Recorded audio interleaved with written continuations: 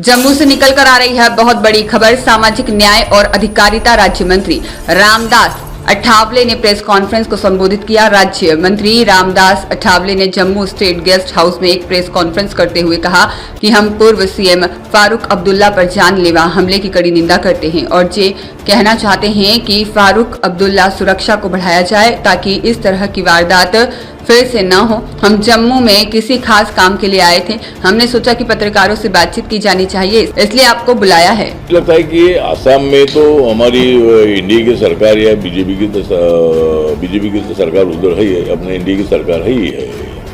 अभी वेस्ट बंगाल में ममता दीदी के बारे में हमको आदर भी है। एक महिला होने के बावजूद वो बहुत बड़ी संघर्षशील नेता है। लेकिन ममता बनर्जी भी अटल बिहारी वाजपेयी की सरकार में रेल मंत्री थी, वो भी एनडीए में थी।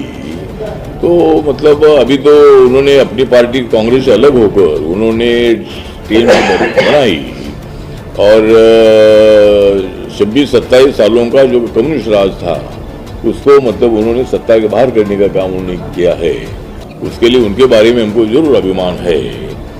लेकिन अभी की स्थिति ऐसी है कि वहाँ महिलाओं पर बहुत बड़े अत्याचार हो रहे हैं, वहाँ गुंडागर्दी बहुत ज़्यादा बढ़ गई है और उसको रोकने के लिए मतलब ममता दीदी की सरकार उतनी कामयाब हुई नहीं है।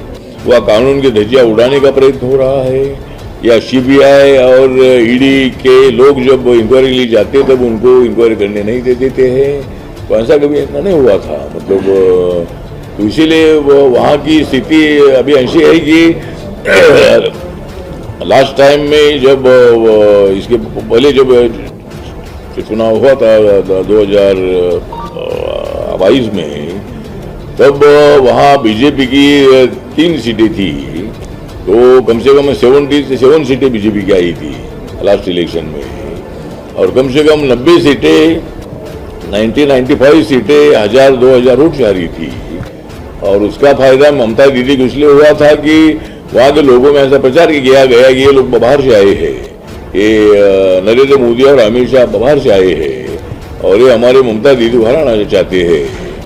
तो ममता दीदी को उसकी सिंपैथी भी मिली और कांग्रेस और कम्युनिस्टों को मिलने वाला जो वोट है वो भी ज़्यादा वोट ममता दीदी को मिला और उनकी 206-7 सीट शायद उतनी चुनकर आई थी।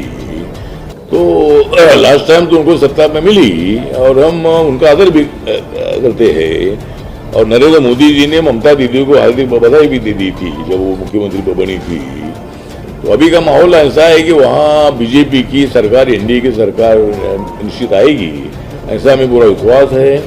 तो आसाम में और वेस्ट बंगाल में हमारी सरकार जरूर आएगी। जिस तरह पांडेचेरी में अभी हमारी सरकार ही है, रंगा स्वामी की सरकार है, उसमें बीजेपी और ये एक साथ उधर है। और मेरे पार्टी ने एक भी कैंडिडेट खड़ा ना करके मैंने इनको सपोर्ट किया था पांडेचेरी में। तमिलनाडु में अभी ऐसी स्थिति है कि वहाँ डीएमके के हाथ में सत्ता है, लेकिन 5 सालों में कोई वहाँ डेवलपमेंट का प्रोग्राम इतना ठीक ठाक नहीं हुआ है और वहाँ दलितों पर अत्याचार भी बढ़ गए हैं।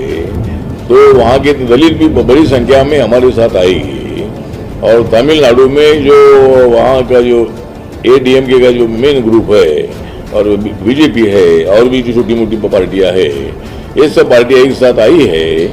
इसीलिए तमिलनाडु में भी सत्ता परिवर्तन हो सकता है और वहाँ भी इंडिया की सरकार आ सकती है। और केरल में अभी क्या होगा मालूम नहीं है, लेकिन केरल में तो भारतीय जनता पार्टी को रिस्पॉन्स अच्छा मिल रहा है। वहाँ तिरुवनंतपुरम में बीजेपी की मेयर बन गई है।